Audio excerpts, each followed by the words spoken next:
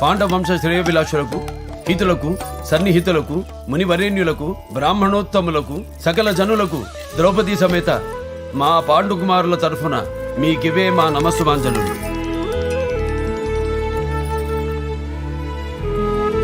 శుభమస్తు.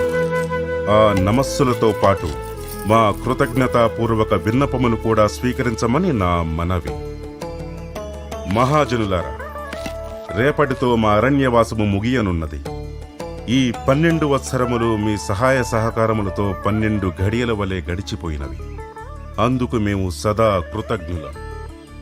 ఇక మాకు మా దాయాదులైన దుర్యోధనాదులకు మధ్య జరిగిన ఒప్పందం ప్రకారం 1 ఏడాది పాటు మా ఉనికిని పరులెవ్వరికీ తెలియనివ్వకుండా అజ్ఞాతంగా గడపవలసి ఉన్నది. ఈ అజ్ఞాతవాసం కూడా ఎటువంటి అపశృతి పలకకుండా గడిచిపోవాలని, తిరిగి రాజపాలకులుగా పట్టాభిషిక్తులయ్యే శుభఘడియ రావాలని, మమ్ములను ఆశీర్వదించి పంపమని సవినయంగా ప్రార్థిస్తున్నాం. పాండుకుమారులారా, నియమ నిబంధన నిష్ఠాగరిష్ఠులారా, సద్గుణ సదాచార సంపన్నులు, దివ్యాయుధ సమూపార్జిత బలోపేతులైన మీకు ధర్మదేవత వెంటరాగా, భగవత్ స్వరూపులు అదృశ్య రూపమున మీ వెంటనుండగా తప్పకుండా విజయం లభిస్తుంది.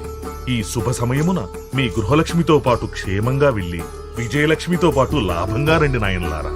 ధన్యోస్మి దౌమ్య మహర్షి, ధన్యోస్మి. శుభం భూయాత్.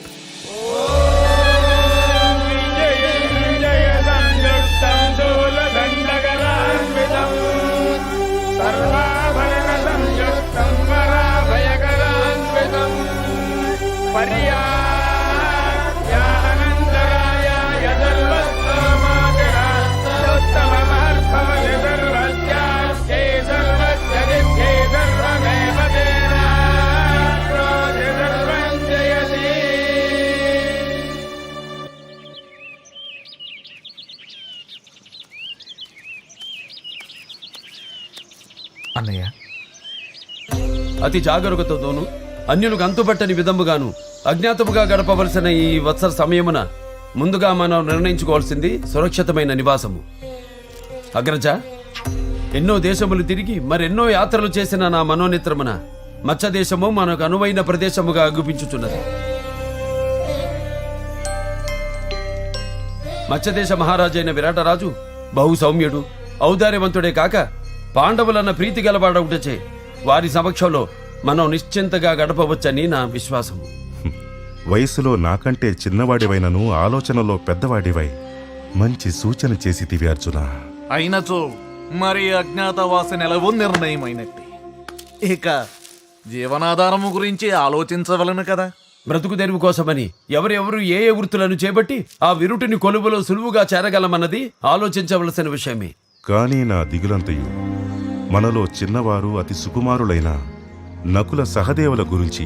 మా గురించి మీరేమీ బాధపడవలదు అగ్రజ. నాకు అశ్వశాస్త్రము కరతలా మలకం. విరుటుని కొలువులో అశ్వములకు శిక్షకుడిగాను అశ్వవైద్యుడిగాను చేరి దామగ్రంథి అని పేరుతో సంచరిస్తాను. పశు వైద్యము గో సంరక్షణ బాగుగా తెలిసినవాడినైన నేను విరటుని కొలువులో తంత్రి పాలుడు అను నామధేయంతో చేరి గోవులు కాపరిగాను గో సంరక్షకుడిగాను వ్యవహరించదను.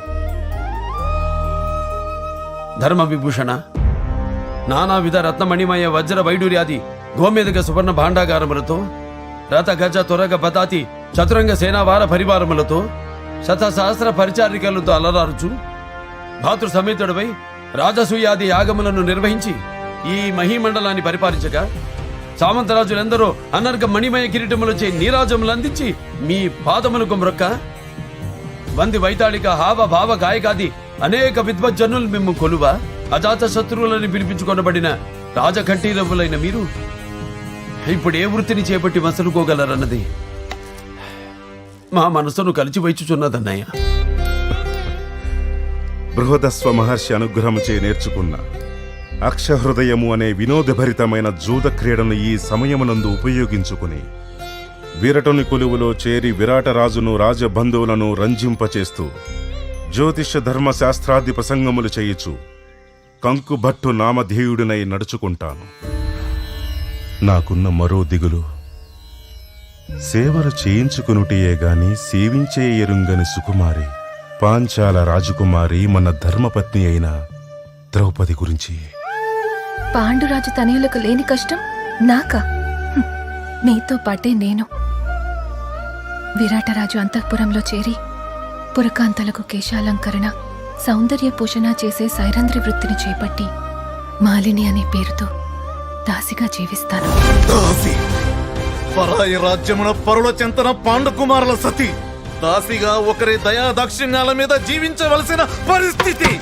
మయ నిర్మిత గదాదండ ఉద్దండ నిజభుజ పరాక్రమ విక్రమోపేతుండనైన నేను ముక్కంటిని ఎదిరించి పాశుపతమును సముపార్జించి ధనుర్విద్యలో సాటి లేని మేటి అనిపించుకున్న గాంధీవ ధనుర్ధారి చేతులు ముడుచుకుని కూర్చుండవలసిన దుస్థితి.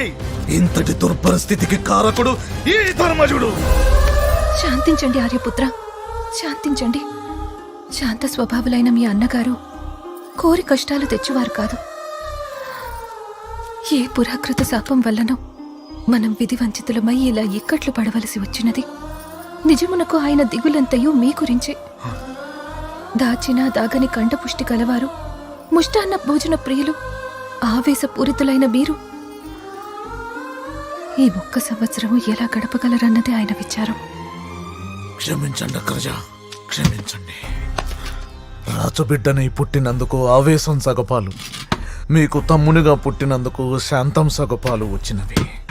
పాకశాస్త్ర ప్రవీణున్నైన నేను వలలుడు అనే పేరుతో విరాటరాజు కొలువులో చేరి అతి రుచికరమైన వంటకములు చేస్తూ మల్ల యుద్ధ ప్రదర్శన ద్వారా వినోదాన్ని కలిగిస్తూ కాలం గడుపుతాను.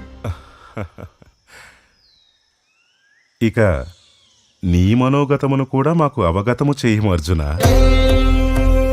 ఈ అజ్ఞాతవాసము విజయవంతముగా ముగివలెనన్న నాపైనే ఎక్కువ భారమున్నది.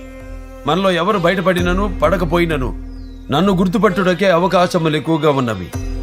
కారణము నా 2 భుజములపైన తేనె వర్ణమున వింజామర ఆకారములో 2 పెద్ద పుట్టుమచ్చలుండుటయి. అవి ఎవరి గంటపడినను నన్ను గుర్తు పట్టకమానరు, గుట్టు రట్టు చెయ్యకమానరు. పాశుపతాస్త్ర వరలబ్ధినైన నేను